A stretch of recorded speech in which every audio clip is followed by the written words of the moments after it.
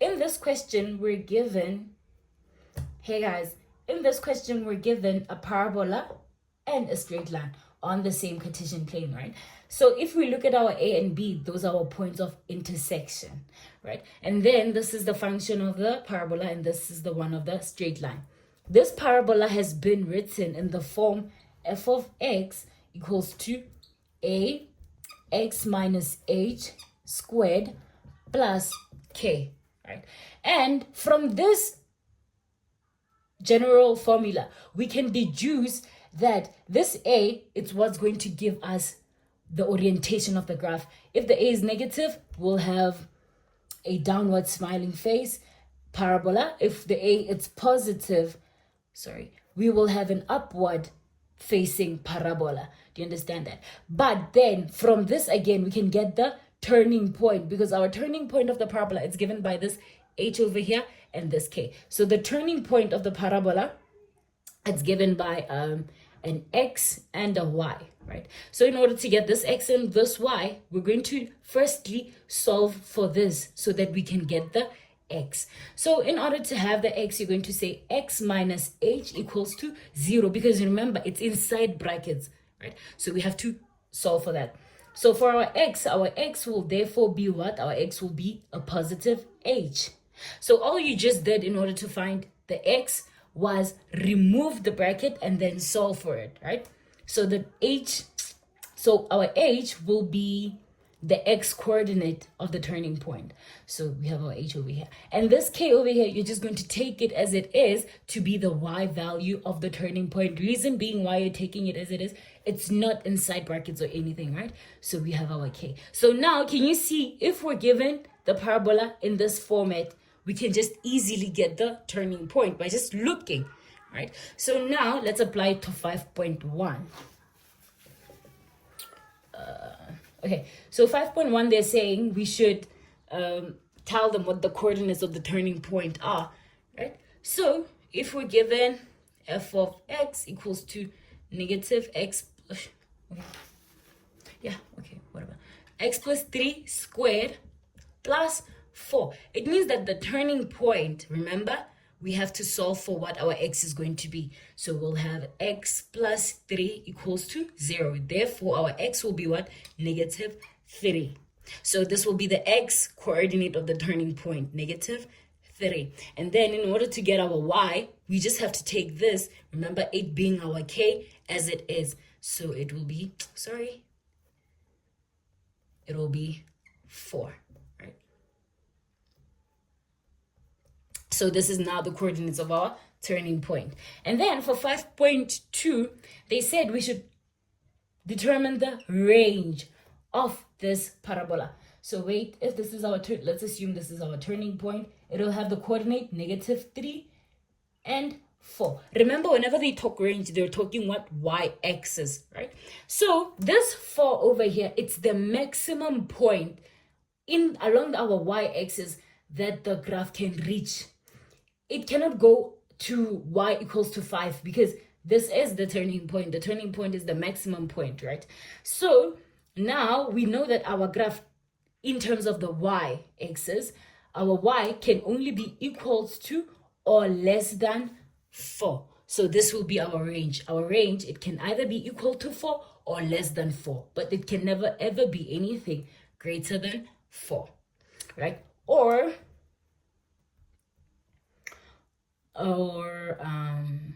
you could write it like this, from negative infinity all the way to 4, but you have to include this 4, right? Okay, now let's do 5.3. So for 5.3, they're asking for our points of intersection. We know that at our points of intersection, the straight line and the parabola, they're equal at this point because they are intersecting, right? They're touching. So you're going to have, let me erase quickly. Okay. So for 5.3, you need to equate the two equations, right? So you're going to have negative x plus 3 squared plus 4 equals to x plus 5, right? just by looking at this, you know that you need to expand. So you'll have a negative, open bracket. Let's solve it over here. X plus 3. X plus 3. These two together, it will be x squared plus 3x plus 3x again plus 9. So it'll just be x squared plus 6x plus 9, right? So you can write it here, x squared plus 6x plus 9, right? Plus 4, it is all equals to x plus 5. Okay, now we can erase this. Now back to our question. We have a negative, right? We can multiply this negative into the bracket. So we're going to now have, negative x squared minus 6x minus 9 plus 4 equals to x plus 5, right? So now, okay, we have like terms. Let's work on them. Minus x squared minus 6x. When you say negative 9 plus 4, you're going to remain with negative 5, all being equals to x plus 5. Now that we're here, we can transpose. Okay, never mind that. We can transpose this x to the other side so that the x squared we can transpose this x squared, this whole entire thing actually, to the other side so that we have a positive function, right? So we're going to have 0 equals to x squared plus 6x plus 5 plus x plus 5, which will give us 0 equals to x squared, right? Now here we have a 7x and we have an x, which is plus 7. We have a 6x plus x, which will yield a 7x plus 10, right? Now, what we have to do over here, we have to factorize. We have to get two numbers whereby if we add them, like m plus n, they give us a 7. But if we multiply them, they give us a 10, right? And then you go through a trial and error. You just try multiple numbers, right? But in this instance, we know that we will have a 5 and 2.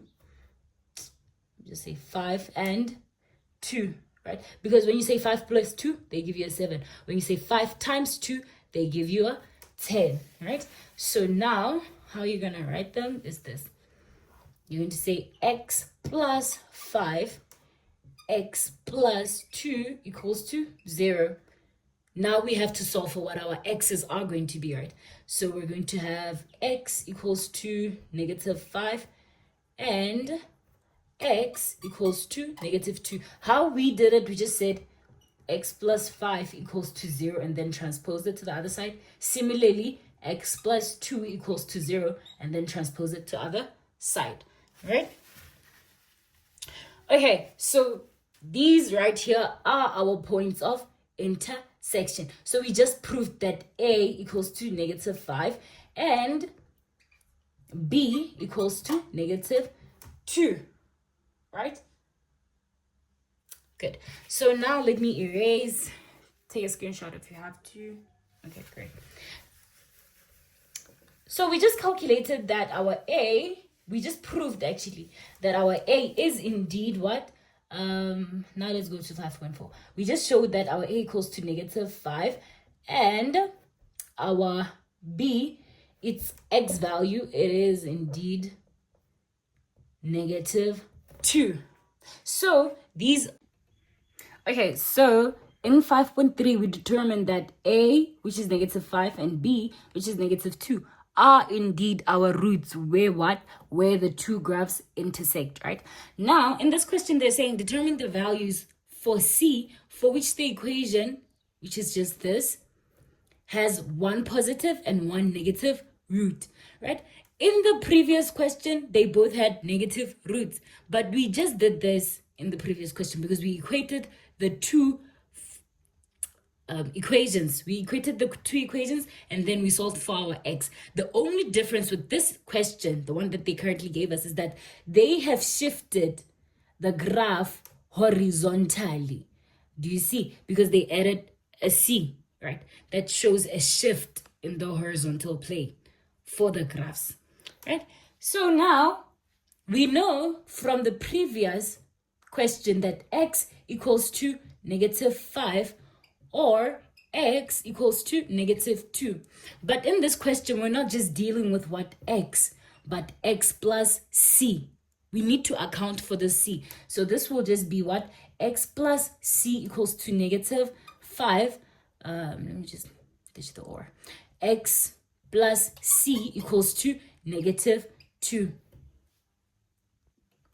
Okay, now solving for our x, we will have x equals to -5 minus c, and x equals to -2 minus c. So this x equals to -5 minus c and this x equals to -2 minus c are our new roots for this question that they asked for 5.4. These are our new roots, right? And remember from the question, they said one has to be a positive root and then the other one has to be what? A negative root, right? So we know for a fact that -5, it's less than -2. So the order stays the same as well. So this root will be less than this root over here. So we'll have a -5 minus c less than -2 minus c, right? Remember, they said one has to be, okay, I think I've repeated this like quite too much. What they mean if they say one is positive and one is negative. One, again, we have 0 over here. One has to be on the other side of 0, greater than, because anything on the other side, on the right hand side of 0, it's what? It's positive, right? Anything on the left hand side of 0, it's negative. So one has to be on one side of 0 and the other on the other side of 0. To illustrate that, you can say 0 greater than -2 minus c. Reason why the -2 minus c, it's this side, is because we are still keeping the order of this inequality sign, right? And then the 0 will be greater than -5 minus c.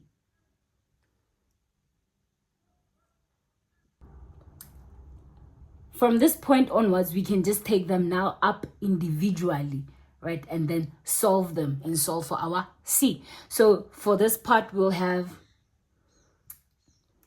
okay, let me write there. So for this part, we'll have -5 minus c less than 0. Remember, we're trying to solve for what? For our c. So you can treat this as an equation whereby it's like, looks something like -5 minus c equals to 0, right? You can treat it as that. So from this point, you can transpose the 5 to the other side. So you'll be left with minus c. It's less than 5 because you took the 5 to the other side, right? And then now, c, you have a negative c. You don't want to have a negative c, right? So you can divide over here by a -1 and divide the side as well by a -1. These two will cancel one another. Remember, whenever you divide over the inequality by a negative, the inequality sign has to flip. It has to change its orientation, its direction, right? So you'll now have a c greater than -5, right? This is for the first part. Now, for this part, the second part, you have a, let me just say 1, and this is our 2. You have a 0 less than -2 minus c, right? So from the 0 less than -2 minus c, as well, we're going to try to solve for our negative c. So you can treat it again as an equation. Transpose this 2 to the other side, so you'll have a positive 2 less than -c. Again, we don't want a negative c, so you can just divide by -1. Also divide the side by -1. Remember, if we're dividing over the inequality, it just has to flip direction. So we will have c -2. Right? So now we'll have this and this as our answer. So our c, it will be greater than -5, but less than -2. You see it now? Okay. So now let's go to question 5.5. Take a screenshot of this. 1, 2, 3. Okay. Now, for question 5.5, they're saying the maximum distance between F and G in the interval x less than x subscript a less than x all less than x subscript b is k, right? If h of x, which is a new function, this h of x, we don't have an h of x, equals to g of x plus k, determine the equation of h in the form h of x equals to, right? So what they basically want us to do, you need to calculate the maximum distance between f and g, right? And then that maximum distance, it will be k. And then from that, you are going to form a new equation, which is just g of x, which we have is the straight line, plus that k that you're going to get, right? So how you determine the maximum distance, right? The maximum distance, let me just say max distance. It's given to you by the top function minus the what? Bottom function, sorry. By the bottom function. Right, that's step 1. Let's do that. So our maximum distance, our maximum distance will be given to us by the, what is the top function? This x plus this negative x plus 3 squared plus 4. That is our top function. I mean, you can even see it lies above the what? The straight line, right?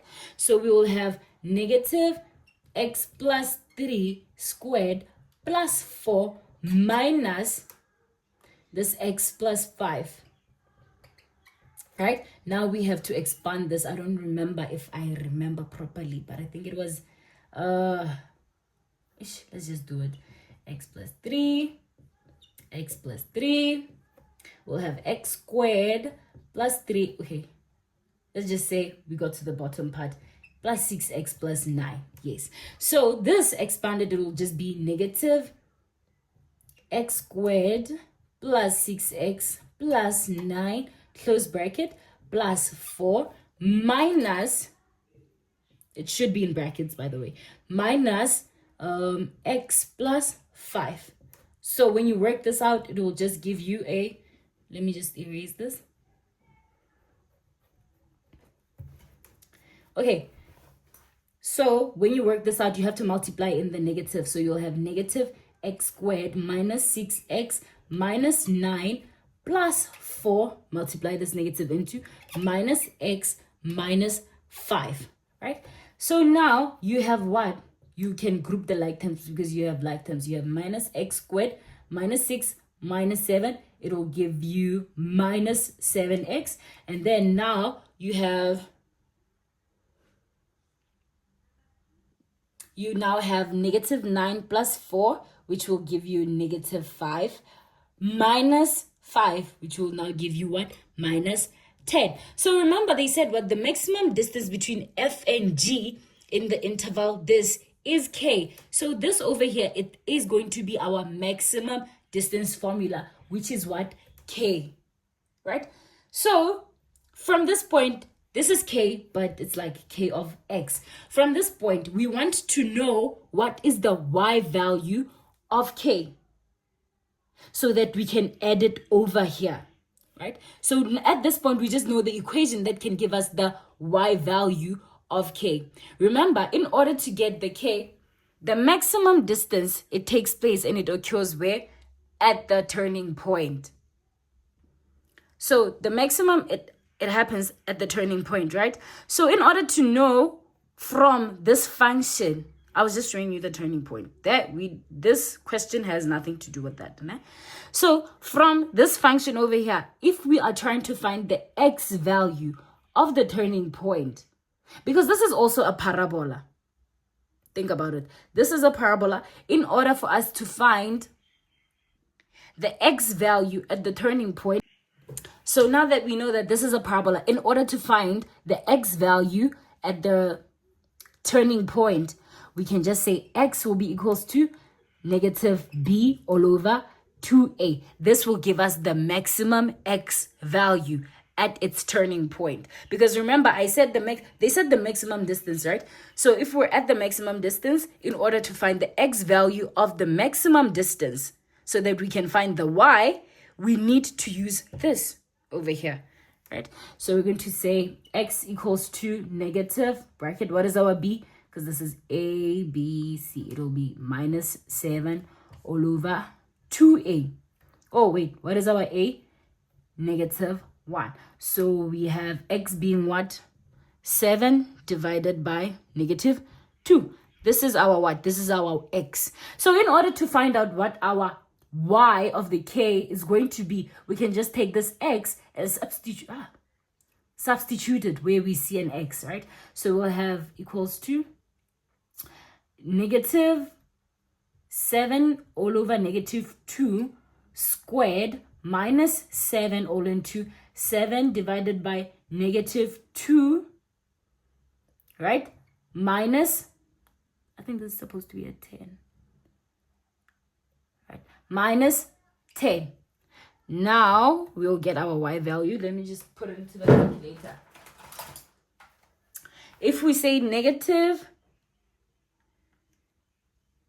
7 divided by negative 2 squared minus 7 all into 7 divided by negative 2, close bracket, minus 10, it's giving me 9 over 4, right?